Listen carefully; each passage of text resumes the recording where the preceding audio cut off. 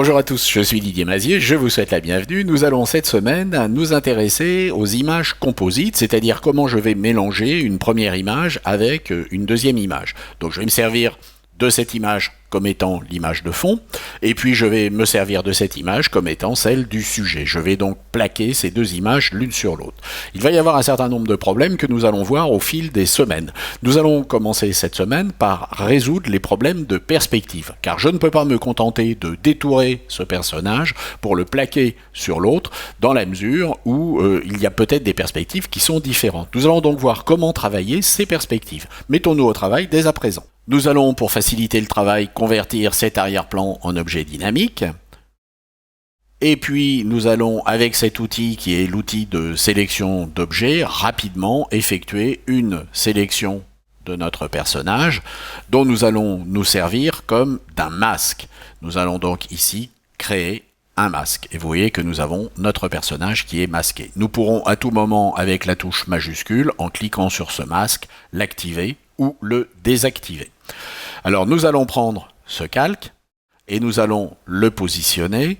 Nous déplaçons donc vers la deuxième image. Nous appuyons sur la touche majuscule pour la placer au milieu et vous voyez que notre personnage ici se trouve collé de façon irréaliste.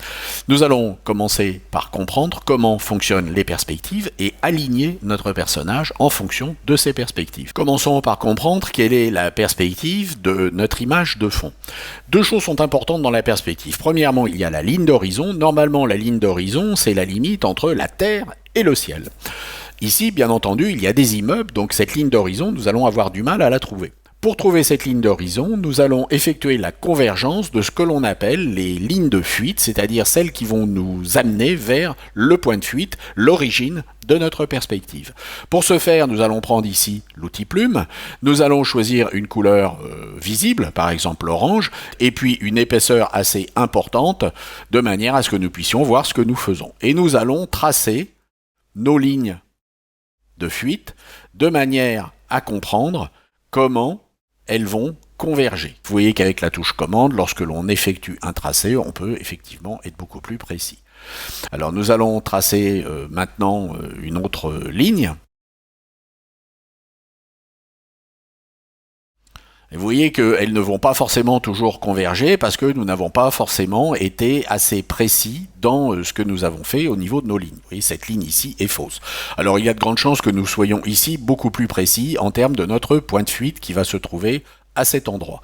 Nous allons donc pouvoir tracer une ligne horizontale et cette ligne horizontale va matérialiser notre ligne d'horizon. Donc vous voyez que cette ligne ici était fausse, on peut à tout moment la supprimer. Nous avons donc maintenant défini où se trouve notre point de fuite et puis où se trouve surtout notre ligne d'horizon. Eh bien nous allons faire la même chose pour notre personnage. Je vous conseille de rassembler ces trois formes et puis de créer un groupe d'après ces calques où vous allez appeler ce groupe perspective 1. Vous pourrez à tout moment masquer cette perspective 1 ou l'afficher. Et puis nous allons maintenant afficher notre personnage en masquant, bien entendu, notre masque. Et nous avons notre personnage qui se trouve ici. Alors, où se trouve le point de fuite? Nous allons maintenant le faire ici avec une autre couleur. On va prendre par exemple du vert, de manière à bien comprendre ce que l'on fait. Alors, nous allons ici tracer notre droite. Nous allons maintenant tracer ici une autre droite. Et vous voyez que nous avons maintenant notre point de fuite. Et puis nous allons tracer notre ligne d'horizon. Et vous voyez que notre ligne d'horizon se trouve à peu près au niveau ici de la bouche. Nous allons donc maintenant pouvoir travailler notre perspective. De la même façon que nous avions créé la perspective 1, nous allons maintenant créer ici la perspective 2, et vous voyez que nos deux perspectives ne coïncident absolument pas. Il va donc s'agir de déplacer la personne que nous avons importée pour se trouver en premier plan, de manière à ce que les deux perspectives correspondent. Je peux donc, si je le souhaite maintenant, réafficher mon masque.